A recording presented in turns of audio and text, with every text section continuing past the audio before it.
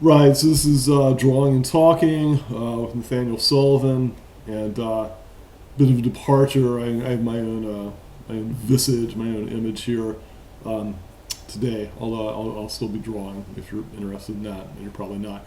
Anyway, to get to the point, so this is going to be a book review. This is going to be a book review of Shirley Jackson's The Haunting of Hill House. I apologize for not having the actual physical volume with me. That's an oversight on my part, but so be it. So I'm going to be talking about The Haunting of Hill House by Shirley Jackson. It's excellent. So first of all, to get it right out of the way, excellent book, highly recommended, well worth checking out. Let's see, in terms so one thing I should say right up front, major spoilers here. I'm not going to, in these reviews, especially in the book reviews, film reviews, I'm not going to be particularly worried about spoilers, although I will give warnings. If you want to, go read the book before you listen to all of this, or I don't know, I might not give that much away. You roll the dice, see how it goes. You're a grown up if you're watching this, I imagine. So anyway. To get into The Haunting of Hill House, it's a genre story. You probably know Shirley Jackson from high school when you read The Lottery, or whenever you read The Lottery. So you're familiar with her already. The Haunting of Hill House, it's a haunted house story, right, as the name suggests, and it stays true to that. It's a genre story. It's a genre tale. It's genuinely a story about a haunted house, or the house features prominently, although not surprisingly, it's much more than that. If it were just a story about a haunted house, it wouldn't really terribly be. Novels about real estate are probably not going to do too well. Even haunted real estate, just not that interesting. Novels have got to be about people, and this is no exception. I'll say something quickly about the style. It's a very, kind of sparse style, very kind of stripped down, and it's really quite good, right? It's really, there's always the question whether or not you can write beautifully, whether or not you can write well and effectively with a real economy of means, or with really stripping things down. Graham Greene, right? Can it really still be beautiful, right? If you take out so much stuff, if you take out so much of the extraneous stuff, and I would say with Shirley Jackson, it's a pretty good case. Certainly. She's an excellent writer, and stylistically, the novel is really something to admire. It really does an admirable job. To begin getting into the story, though, it is, as I said, it's a ghost story. It's really a haunted house story. I don't even think it's really a ghost story. I don't think it's really fair to say it. But the plot, right? The basic the basic premise, the basic plot is that Dr. Montague, a professor of anthropology, I believe, has a passion for the occult, has a passion for hauntings, or passion for supernatural, so-called supernatural occurrence, and recruits three other individuals to accompany him, or to spend a summer, right, a significant amount of time at a place at Hill House, right, as the title suggests. It's famous for hauntings, famous for its unsavory reputation. So he's joined there by these three others. Although I will say that it has a kind of an interesting side. There's a rather cute part in the book. Dr. Montague's wife shows up, and she's pretty unbearable and quite shrewish. And although he's quite defensive of her, and perhaps she has wonderful qualities to which we're just not exposed in the book, but you do sort of wonder if this whole thing hasn't been orchestrated, or if Dr. Montague's main purpose here really is to get away from his wife for a while. One could not blame him. But anyway, our characters converge, our characters meet at Hill House. And let's see, we have Luke, Nell, we have Theodora, and we have Dr. Montague, and for the most part, there's a couple, there are caretakers, there's a couple caring for the house, right? The house hasn't been occupied in quite some time. but it really these four characters, Nell or Eleanor, I should say Eleanor Theodora, and Dr. Montague Luke, right? These were really the characters with whom we're concerned. The house is genuinely haunted, right? The house does manifest, right? These banging doors, right? Writing appearing on the wall, right? The house is genuinely haunted. And it seems pretty clear in the context of the story, it's genuinely haunted. That there is this in the universe in which the story is taking place. This actually is going on. It's not Scooby-Doo, where there's a real estate complicated. Well, I shouldn't say complicated. Scooby-Doo's not complicated. Where there's a real estate swindle being perpetuated, and the villain is unmasked at the end. That's not the case here. So the house is haunted, although I will say like the haunting, as the characters kind of realize it's kind of amusing. The characters kind of get that the house goes through its bag of tricks, right? The house does what it can do. It bangs doors, and the house is genuinely scary. But there's kind of an amusing moment in the book when the characters there's kind of this realization. Well, this is.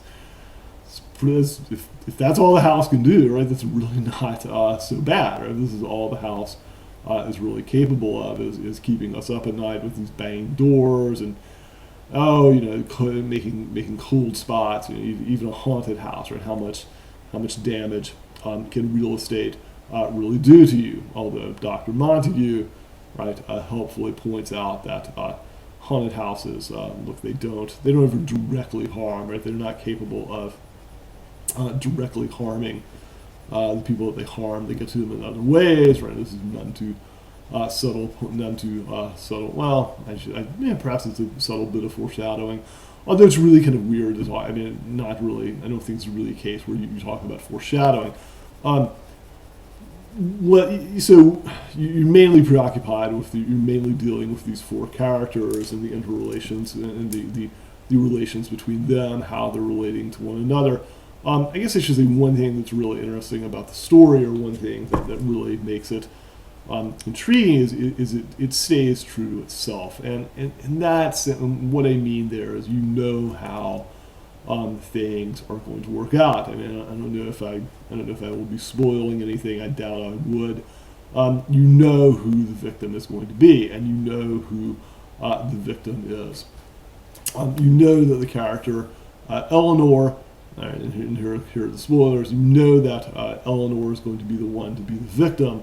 You know that Eleanor is the victim from the start. Right? You know that Eleanor is Eleanor's circumstances, Eleanor's life is such that she's marked out for this. And I think this is a very kind of striking thing about the novel. It's a work of genre fiction. It certainly is that.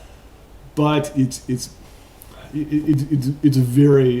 something very true about life, which is that as sad as it is, right? The kid you knew in high school who was going to have a rough time with life, that probably was not going to change, right? There probably was not going to be. There's not going to in the fairy tale, the ugly duckling turns into the beautiful swan, right? In the fairy tale that happens in real life, that doesn't happen, right? The sad, not too well-adjusted kid in high school, and you hope, God knows, right? You hope things turn out better for that person later in life, but if you're honest with yourself. That probably will not happen. You've probably been through this, right? The person you meet who's withdrawn, sullen, awful, right, miserable person, right? You try and talk to that person. You try and engage that person. You try and get through to the beautiful person underneath, and you can end up finding, right, there's real ugliness, or you get past the superficial despair and sorrows, the real, true, deep, awful despair and sorrow that's underneath, and that's very much.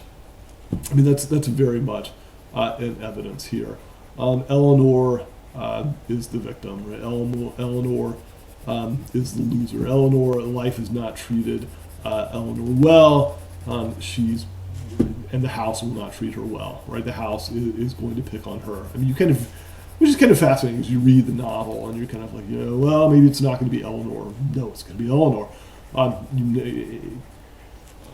The house is a bully, right? And the house, and like any bully, the house is going to go after the victim, right? The house is going to go after the one that's marked out. The house is going to go after the low-hanging fruit, and Eleanor's definitely low-hanging fruit. This is what bullies do. But it is striking that you kind of, like, you, the reader, you're kind of resisting that, even though you know what's going to happen. I mean, look, you meet a bully, I guess, and you hope, well, maybe the bully's going to pick on someone who's her own size, or is really going to go after someone who's a worthy competitor. Maybe we'll really have an honest, great mano-a-mano fight. No, it's not going to happen. That's not the way these things work. That's a sad truism of life, but it's very much an evidence here, right? And you have to admire the writer, right? You have to admire Jackson for not sparing you that, right? For not letting you get by with that. Look, the house is a bully. Eleanor's vulnerable. You put these elements together, and things are going to go very badly for Eleanor. It is striking, I should say. There's kind of a half-hearted, I think very half-hearted attempt by the other characters to save her. I'm not even sure half-hearted is fair. Half-hearted might be too kind to the other characters, but this is also something that you see. I mean, this is also something I think you find very much in life. I mean, look, a lot of us. Look, we know these people would be victims. We know things are not going to go well for them, and I think very sadly you kind of stand aside and let things run their course, right? Let things go the way that they're going to go. I think the characters of the novel very much do that, and in that way, sadly, I think they're very much like us. And I should also add, this is something that this is something that horror, or I guess genre fiction, can do pretty well in some ways. I remember someone pointing out that the so-called movies for adults were they're not for adults, right? They're not for grown-ups. They're fairy tales, right? The kind of rom-coms and so forth, where these implausible characters end up together. Or you have these implausible romances, right? These are total fairy tales for adults. Right? Not saying there's anything especially wrong with that, but they're fairy tales.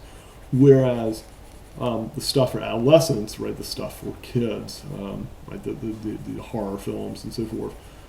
They're much.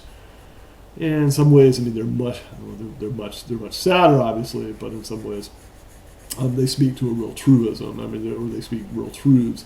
The world is a dangerous place. The world can be an awful place, and the world can hurt you very, very badly. Now, I should also add that a lot of horror movies, or a lot of contemporary horror, really spare you in a way that Shirley Jackson does not. Right? I mean, the most obvious thing about this is that when you watch the horror film, right, there's one woman who survives, right, and there may be all kind of cannon fodder, right? There may be all kind of women sacrificed, and men, right? There's all kind of cannon fodder along the way, but one woman fights back and survives, and that's kind of cathartic, and that's kind of relief.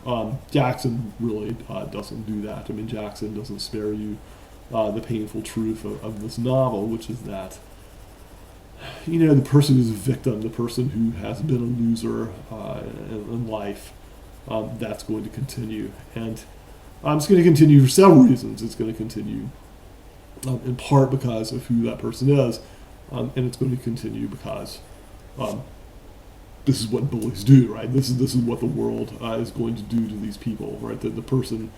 The weak, right? The person who's marked for this, it's going to happen, right? It's not really something that can be avoided.